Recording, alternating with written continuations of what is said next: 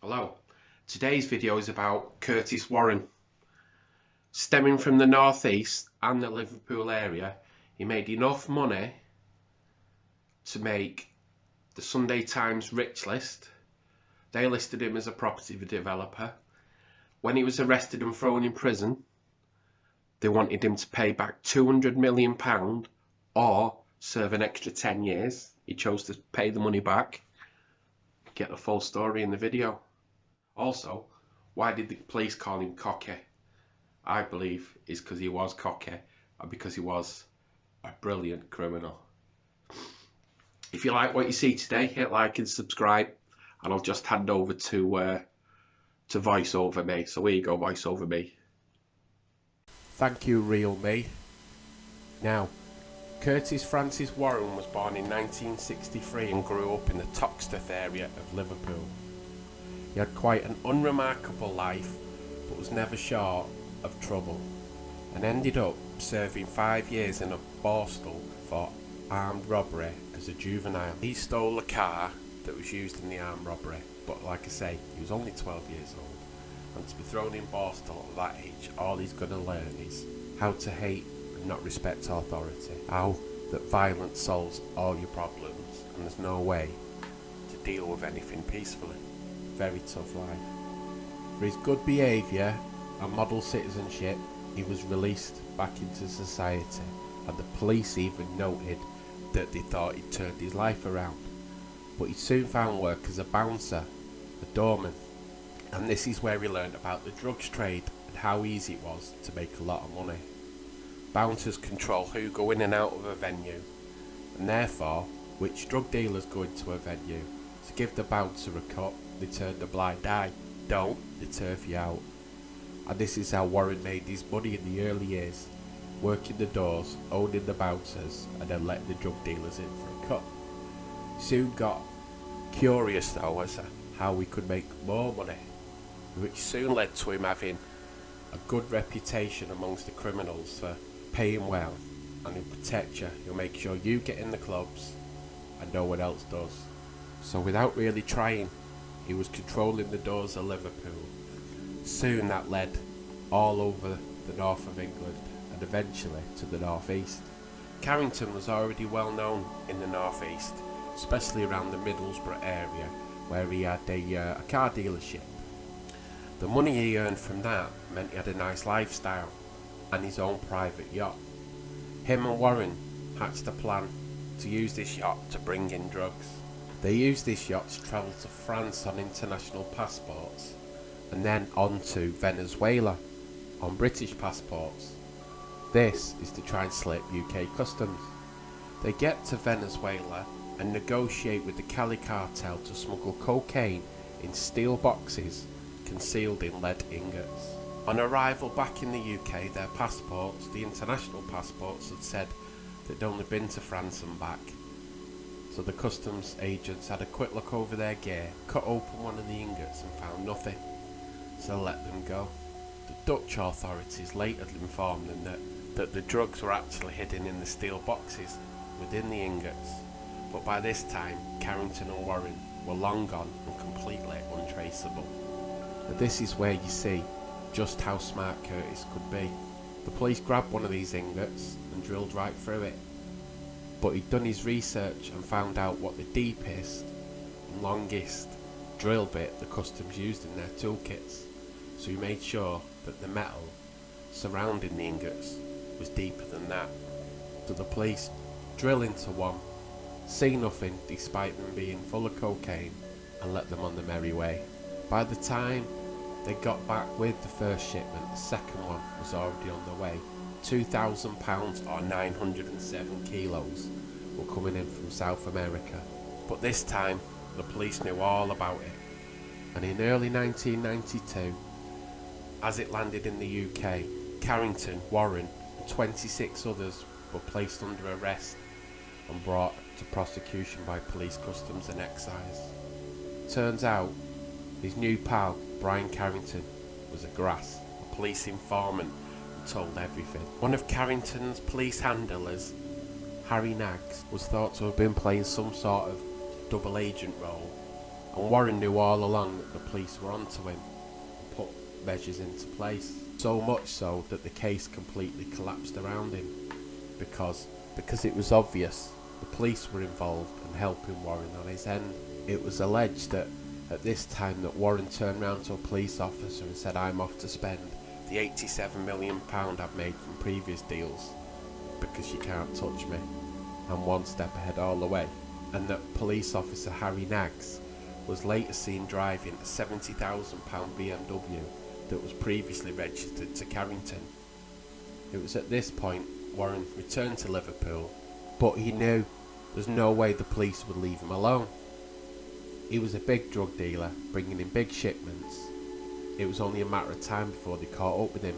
This, coupled with a lot of murders between rival gangs in the Liverpool area, he decided to move on and move to the Netherlands. He moved to Sassenheim in the Netherlands and used his money to fund legitimate business projects.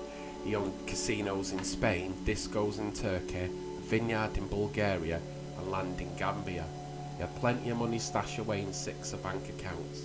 He was a very, very wealthy man and he could have retired.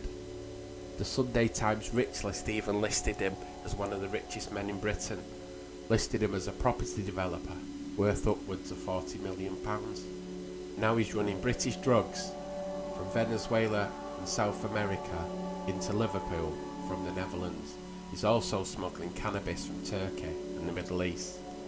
He knew the police would monitor his calls, so he'd never call from the same number twice, never use anybody by their real names, but use code words instead.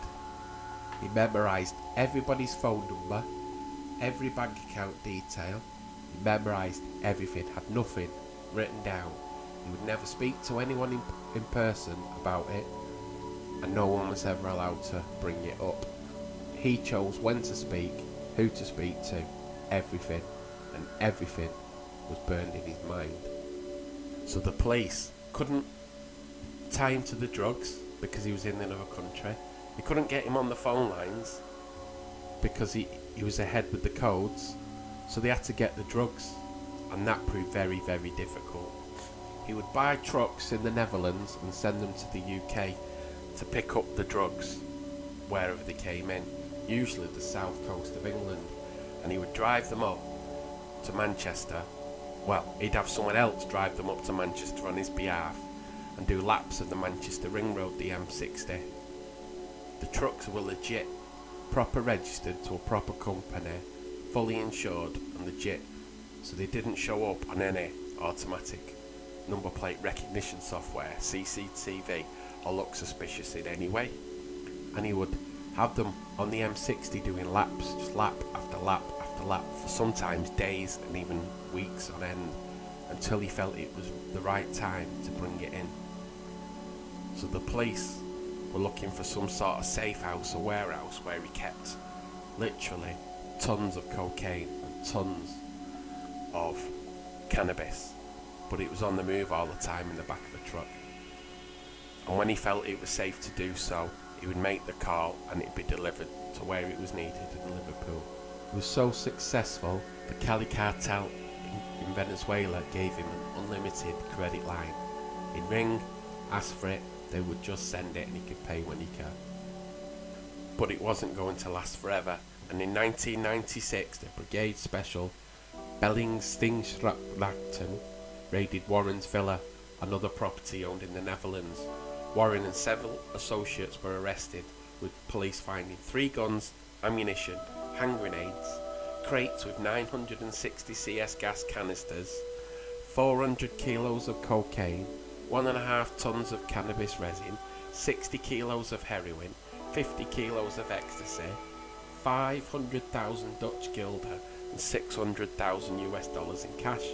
The whole haul was estimated to be worth £125 million.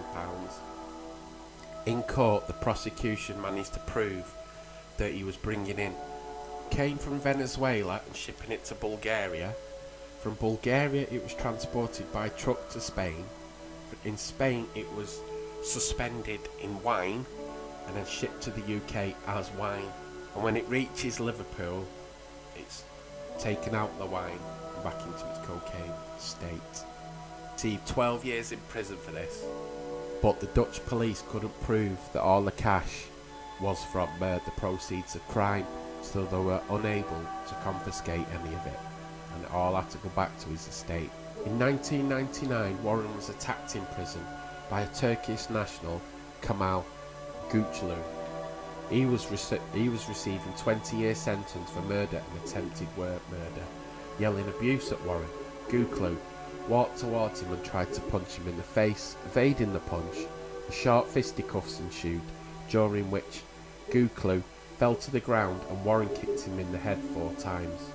Kılıçdaroğlu got up again and went for Warren as he was punched again to the ground. It was here he hit his head and became unconscious, from which Kılıçdaroğlu never recovered and died in hospital. In his trial defence in 2001, Warren said he acted in self-defence and was found guilty of manslaughter. The Dutch judge commented that the defendant had used excessive violence, sentencing to additional 4 years in prison, pushing his release date back to 2014. In 2002, Dutch police, still investigating the Bulgarian shipment, obtained an asset seizure order against him. Even though they could only find £180,000, they legally charged him to repay the equivalent of 26 million guilders, around £14 million under the Proceeds of Crime Act, or face an added 5 years in prison. This would extend his release date to 2019. After the legal discussions ensued, Warren agreed to pay back the Dutch police around 15 million guilders, around £10 million. In 2005, he was charged with running a cartel from his own prison cell. To disrupt this, under the guise of his own safety, they changed prisons 6 times in 1 year, moving him all over the place. He appealed this and was successful, and was eventually released in 2007. Refused a passport by the British, Irish and Portuguese government, the UK's Serious Organised Crime Agency, or SOCA for short, who then followed Warren's every move as part of a lifetime order management programme under the codename Operation Floss. Under SOCA's Operation Floss, just 3 weeks after being released from prison in the Netherlands, in 2007, SOCA called Jersey police to inform them that Warren had arrived to Manchester Airport and paid cash for a plane ticket. Being spotted in Jersey and being a known associate of Jersey resident Taffin Carter, the pair drove around in Carter's VW Golf to various locations, including the isolated St. Catherine's Breakwater. Warren was up to something and the police knew it. So after he was spotted in Jersey, the Jersey police started Operation Koala, monitoring and bugging various locations, including phone boxes and the home of Taffin's girlfriend Suzanne Skur. From this they discovered that a friend of Warren, John Welsh, intended to travel to Amsterdam to meet with known Warren associate, Moroccan national Mohamed Lazid. Jersey police wanted to bug Welsh's car, but they couldn't get permission from the French or Belgian police, saying it was a breach of the European Convention of Human Rights, in what Judge Sir Richard Tucker later described as reprehensible and an unlawful act. But the Jersey police, which is not signed into but bound by the European Convention of Human Rights, bugged the car anyway, with the Dutch police, SOCA and Interpol all monitoring the transmissions. In subsequent operations, SOCA monitored Warren in Liverpool, while the Dutch police monitored police informant Lazid in Amsterdam and coordinated information, showing that they were communicating via phone boxes and 4 mobile phones, that Warren had 3 registered to the UK and 1 a Jersey mobile. In 2007, Warren was arrested in St Helens over conspiracy to smuggle drugs, after a joint investigation involving Jersey police, Merseyside police, SOCA and law enforcement from Belgium, France and the Netherlands. He pleaded not guilty, and there ensued a 2-year legal argument over the legality of the information found by bugging Welsh's car. After 2 years of talks, they came to an agreement that there was enough evidence without the recordings to pursue a case. Jersey police offered him a deal for pleading guilty of an 8-year jail term and no confiscation of assets. Warren turned this down and instead went for trial, where he was found guilty of conspiracy to smuggle cannabis. He was sentenced on the 3rd of December 2009 to 13 years imprisonment for part of the plot. Jersey police have also started an investigation into his wealth with the aim of confiscating his gains from drugs trafficking. In 2013, Warren was ordered to pay back a £198 million confiscation order or face another 10 years in jail.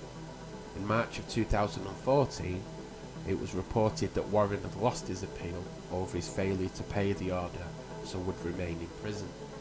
And in prison, he isn't behaving.